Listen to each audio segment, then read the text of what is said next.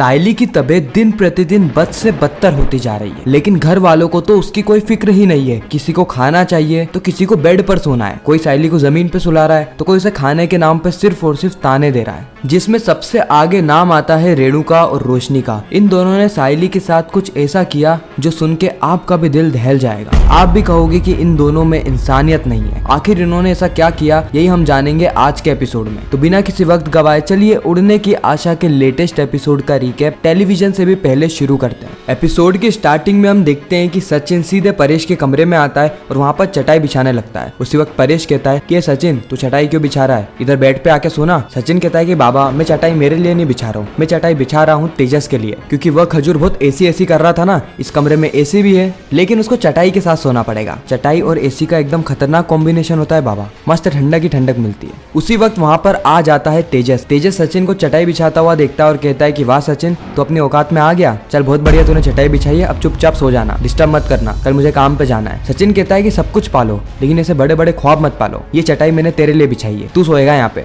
तेजस कहता है मैं क्यों सोऊंगा, मैं थोड़ी ना चटाई पे सोता हूँ, और वैसे भी चटाई पे सोने की आदत तो तेरी है ना, तू सो यहाँ पर, मैं तो मस्त बेड पे सोऊंगा। सचिन कहता है कि एक खजूर बहुत हो गया तेरा अब, है ना, तूने बोला था एसी के बगैर तेरे को नींद नहीं आती तो तेरे को एसी मिल रहा है, अब बिस्तर के लिए लड़ाई नहीं करेगा तू, नहीं तो मैं तेरे को छोड़ूंगा नहीं। परेश कहता है कि तुम दोनों लड़ना बंद करो, तुम दोनों को बेड पे सोना है ना तो ठीक है, मैं नीचे चटाई पे सो जाता हूँ। सचिन कहता है कि नहीं नहीं बाबा तू तो बिस्तर पर ही सो, आज मैं सेक्रीफाइस कर देता हूँ, जा रहे भगोड़ी में ना, सो जा बिस्तर पे। तेज कहता है कि अब आया ना तू लाइन पे। उसके बाद तेज बिस्तर पे जाके सोने लगता है। इस और हम देखते हैं कि रोशनी और तेजस के कमरे में सायली, रेणुका और रोशनी होते हैं, जहाँ पे सायली बिस्तर के ऊपर चटाई बिछा के सो ही रही होती है कि उसी वक्त रेणुका सायली को ताने पे ताने मारने लगती है। वो कहती है कि मुझे पता है कि तूने सारी हरकतें क्यों करी है, ताकि ये तेरे को कमरा मिल पाए ना, वैसे तू 10 बाय 10 के चोल में रहती थी, वहाँ पर तेरे को कहाँ ही कमरा मिलता था, कहाँ ही बिस्तर मिलता था, यहाँ पर बिस्तर एसी दिख रहा है तो अपने पैर ज्यादा फैला रही है। सायली कहती है कि नहीं नहीं काकू मेरी तबीयत सही में खराब है और मैं तो बाहर ही सो रही थी, लेकिन आपने मुझे बाहर नहीं सोने दिया जिससे कि सचिन ने मुझे यह बिस्तर दिया है। रेणुका कहती है कि जबान लड़ा रही है मुझसे, आई बड़ी चोल वाली। सायली इस वक्त कुछ कहती नहीं है क्योंकि वो कुछ कहने की हालत में ही नहीं होती है। दिन प्रतिदिन उसकी हालत और ज्यादा खराब हो रही थी, इसलिए वो बिना कुछ कहे वहां पर ही सो जाती है। इस और हम सचिन को देखते हैं जो कि अपना दिमाग लगा रहा होता है कि वह किस तरीके से तेजस को इस बिस्तर से उठाए और बाहर भेजते, वो भी बिना परेश को डिस्टर्ब करे। उसके बाद सचिन को एक आइडिया आता है। फिर सचिन तेज आवाज में कहने लगता है कि बाबा मेरे पास एक कहानी है, तू बोले तो मैं तेरे को कहानी सुनाऊं। परेश कहता है कि हाँ सुना। उसी वक्त तेज कहता है कि बाबा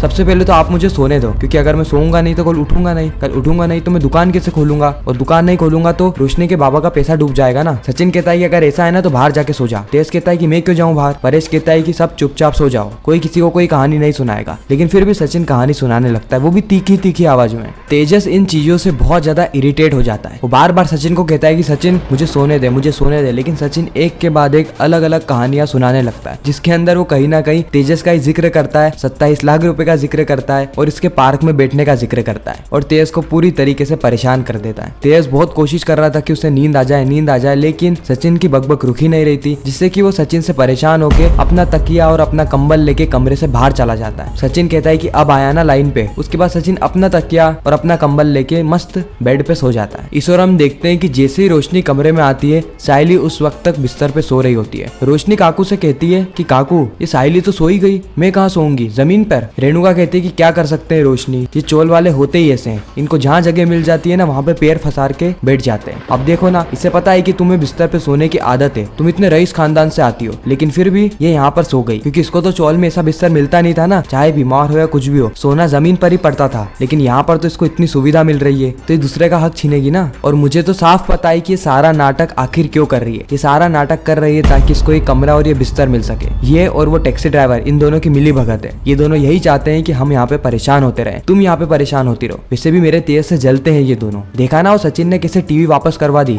रोशनी कहती काकू टीवी नहीं वो एसी था। रेणुका कहती है हाँ जो भी इलेक्ट्रॉनिक का आइटम वापस तो करवा दिया था ना, अगर वो हॉल में लग जाता तो हम सभी लोगों को सुविधा होती, लेकिन ये दोनों तो ऐसा नहीं चाहते थे, क्योंकि हॉल में लग जाता तो इनको बहाना ही नहीं मिलता कमरा लेने का। इसीलिए इन दोनों ने मिलके पूरी प्लानिंग करी है। रोशनी कहती कि कोई नहीं काकू मैं जमीन पे सो जाऊंगी, थोड़ा बहुत एडजस्ट तो करना पड़ेगा ना, आज मैं एडजस्ट कर लेती हूँ। ये सारी बातें साइली सुन रही होती है, उसकी आंखों से खून के आंसू निकल जाते हैं, लेकिन वो इस वक्त तक कुछ कहती नहीं है। वो सिर्फ अपनी चटाई और तकिया उठाती है और जमीन पे चटाई बिछा के सोने लगती है। रेणुका रोशनी को कहती है कि रोशनी चुपचाप आ जा और फटाफट सो जा। फूलवाली गई। इससे हमें यह बात पता चल रही है कि रेणुका के अंदर दया भावना जैसी कोई भी चीज नहीं है, उसे सिर्फ और सिर्फ पैसों से प्यार है। खैर मैं तो ये सोच रहा हूँ कि जब क्या होगा तब उसे रोशनी का सच पता चलेगा कि रोशनी भी एक गरीब खानदान से आती है, ना कि कोई अमीर खानदान से। और उल्टा रोशनी इतनी बड़ी चालबाज है कि उसने तेजस से दूसरी शादी करी है और यह बात किसी को बताई तक नहीं, यहाँ तक कि तेजस को भी नहीं। फिर रेणुका का क्या रिस्पॉन्स रहता है यह देखना इंटरेस्टिंग रहेगा। खैर कहानी में आगे हम देखते हैं कि रेणुका के खर्राटे से रोशनी को बिल्कुल भी नींद नहीं आती है। रोशनी बार बार कोशिश करती है इधर उधर मुंह करने की, लेकिन रेणुका के खर्राटे उसको सोने ही नहीं देते हैं, जिससे कि वो सीधे उठती है, अपना तकिया उठाती है और कमरे के बाहर चली जाती है, जहाँ पर वो तेजस को देखती है। वो तेजस से पूछती है कि बाबू तुम यहाँ पर क्या कर रहे हो। तेजस कहता है कि ये सचिन है ना, इसने मुझे सोने ही नहीं दिया, बहुत ज्यादा इरिटेट कर रहा है मुझे, इसलिए मैं मेरा तकिया लेके बाहर ही आ गया। और बाबू तुम यहाँ पर क्या कर रही हो। रोशनी कहती है कि काकू है ना, वो इतने जोर जोर से खर्राटे ले रही है कि मुझे बिल्कुल भी नींद नहीं आ रही। फिर ये दोनों चटाई बिछा के वहीं पर ही सोने लगते हैं।